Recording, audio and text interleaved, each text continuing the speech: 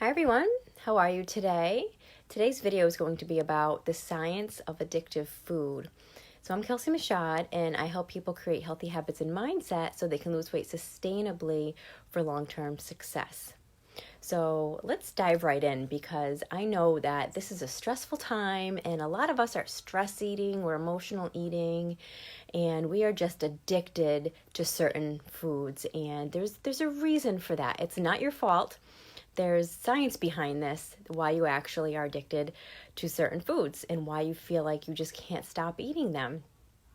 So we're going to dive a little bit deeper into this today. So let's get started. So first of all, I want you to think about your favorite food. What makes it so delicious for you? Is it the taste? Is it the texture? Is it the smell? And how about the color? Or is it just a combination of a bunch of these things, a bunch of these factors? There's actually this secret world of food science that knows what makes you want to eat. And, have you ever actually found yourself saying that, I couldn't help myself, when I eat this particular food, or maybe even a lot of us tend to go for some kind of junk food. Well, you might actually be right, because there's a lot of people trying to make sure that you just keep eating. There's a lot of people out there who are planning on it. So food manufacturing is an extremely competitive and secret industry whose sole purpose is to just manufacture food that is just so irresistible in a way that results in just a huge profit for themselves. And these companies, they rely on science to understand how attractive food is and how they can make their food more attractive to the consumer. So the food industry, they're even researching that connection between our taste receptors, which means, when your food or any other substance enters your mouth, the molecules interact with our saliva, and they interact with the saliva that's on our tongue, and there's a chemical reaction that actually happens in our brain. So that result actually comes from these three pillars of the addictive foods, which are the combination of salt, sugar, and fat. And they have actually been chemically designed on purpose so that you can just keep eating more. So these three ingredients, they are what humans evolve to seek. We seek it out and we eat it because of their high energy content. And scientists will combine this salt, the sugar, and the fat into many different combinations for many different addictive foods. Like the sugar, the salt, and the fat will actually make foods taste good.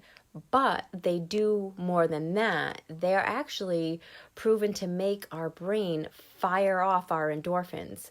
And our endorphins are feel-good chemicals. They make us feel happy. But this can lead to the addiction because the endorphins themselves are so addictive. So if you're popping on and you're coming on to listen, and just say hello. I'm seeing numbers come up, but I'm not seeing any names. So I'm not purposely not saying hello to you. So if you're coming on, say hi. Let me know where you're from, and let me know what your most addictive food might be. And realize that it's not your fault. There's actually science behind it. So we're going to continue. And, there's things that have to do with more than just the taste of foods that we might be addicted to. There's also the texture of foods, like the crunch. Nothing is better than a good crunchy potato chip, right? Some of us are addicted to that, just the crunch of something. And or even chocolate, how it just kind of melts in your mouth. Well, as humans, we're actually programmed to chew. So we would actually prefer a crunchy potato chip to a soggy one, of course. That sounds gross, and that just naturally sounds gross to me because that's just how we're programmed. So we like that feeling, that crunch feeling in our mouth. But just one potato chip, can just, it gives us only so much crunch, right? So then we eat more and more and more and more. So the more addictive food is, the more people will want to eat it. So most of these addictive foods, they're high in sugars and they're high in fats. But this leads to our obesity epidemic. So this will cause, heart problems like, obviously, health problems like heart disease and diabetes, and can even cause mental problems like addiction. So, our American society has just become so obsessed with food that it's basically defined our economy, because addictive food has become like this icon to our society. And the scientists they're working in large food companies, and they're actually trying to create addictive foods. You'd be surprised to know just how much science and math and energy goes into these large food companies so that they can find just the perfect amount of salt and sugar and fat that goes into their products. And there's actually a process that goes into enhancing like the food flavor of things like cheese and mayo. Hi Robin, how are you? Thanks for popping on. And butter and chicken and etc. All these different foods without these things actually being used. So that's where like starting materials and proteins and fats, which means the amount of expensive ingredients of these food items that are used in these products can be reduced substantially. So they're always about the almighty dollar. So where they can make a cutback and make something cheaper, they will. They don't care that it's going into our bodies. They're worried about the dollar. So if they can replicate the chemical reactions that happen in our tongue or the smell of an aroma, then they can simulate the taste without it being real. Yikes. That's scary, to me at least. I hope it's scary to you too.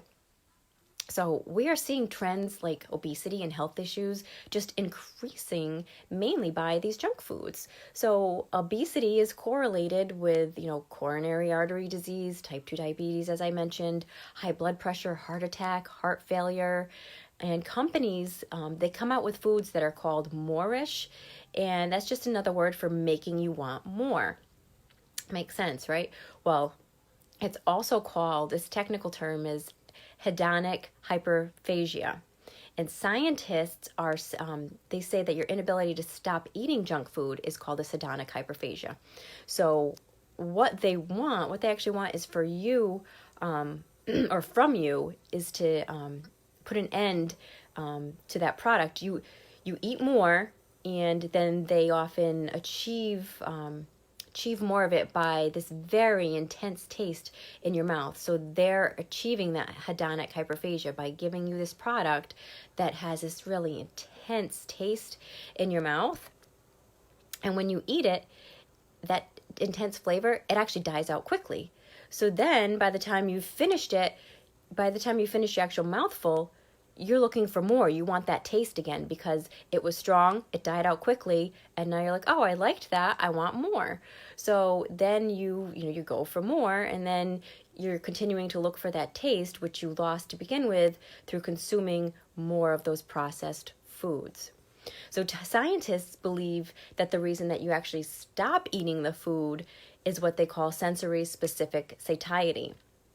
And that's an expression just saying that, when foods have one like winning flavor, meaning that it will be really attractive initially, but then you get tired of it really fast. So these companies have perfected the process of actually subverting the sensory specific satiety. So these foods contain ingredients that actually stimulate taste buds just enough to be like alluring to you, but they don't contain a distinctive or overriding flavor that tells the brain to actually stop eating. So they're always looking for that perfect amount to get you. So there's actually another reason behind why you cannot stop eating, and it's actually called vanishing caloric density.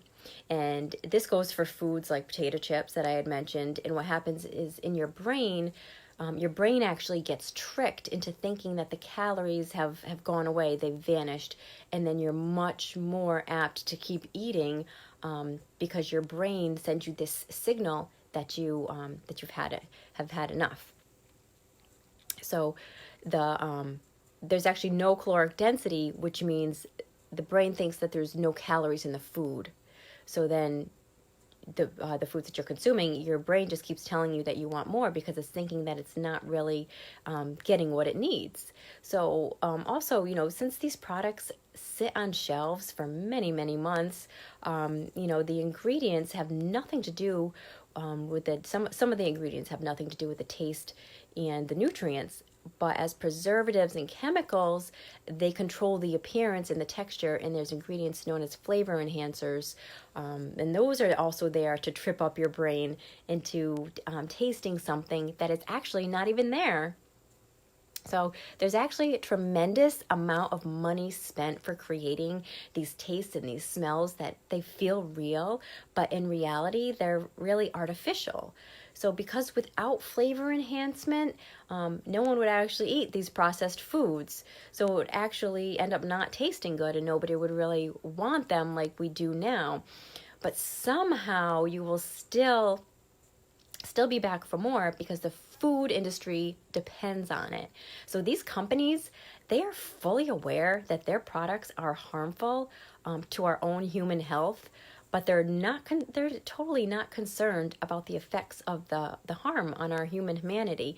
And this industry still continues to grow because it's a multi-million-dollar business. And as a society, we're contributing to their wealth. Think about it. Wouldn't you rather contribute to a healthier organization or a healthier food industry, like a local farm or just a more whole food industry, instead of seeing these companies who don't even care about your health continue to just get rich? I mean, that's my thinking personally. I'm curious how you think. And, not to mention the price you're paying for your health. That's really what it should come down to. So these food companies are not, they're not looking out for our health. And I'm curious what they're eating. What do you think these people who know what's going into these products, what do you think they actually eat? And are they giving these kind of things to their families as well? I'm curious about that too. So I hope this bit of information was helpful for you, because I know a lot of us are struggling right now, and a lot of us are stress eating, and we feel addicted to certain foods. And like I said, there's a reason why. It's not completely your fault, because the scientists go and they look at the science of how chemicals react on your tongue, and that's how they create these foods that they know you're going to want more of and that you're not going to be able to put that bag down, kind of thing. And that's what they do day in and day out, and continue. And as consumers, we're continuing to feed into that and to buy their product. So we're only making the rich richer that way. And I personally choose not to contribute to them, and I try to buy more whole food products. Or even if I do buy something that's packaged, I always turn it around and look at the ingredient list and make sure that it's mostly, if not all, whole food ingredients without the chemicals and the preservatives and things like that, for a healthier me and a healthier family too. So I hope this little tip or video was helpful for you today. And if you have any questions, please feel free to reach out, leave something in the comments for me. And I'm also doing some complimentary consultations this week. I have a few spots open. If anyone would like to jump into one of those, just let me know in the comments, or you can private message me as well, whichever works for you. And we can jump on the phone for about 30 minutes and see about all of your health and wellness goals and your weight goals and where you're at and where you'd like to go. And just let me know if that's something that would benefit you. So if there's no questions right now, I'm going to hop off, but I hope everyone has a beautiful Monday, and I will talk to you guys soon. Bye, guys.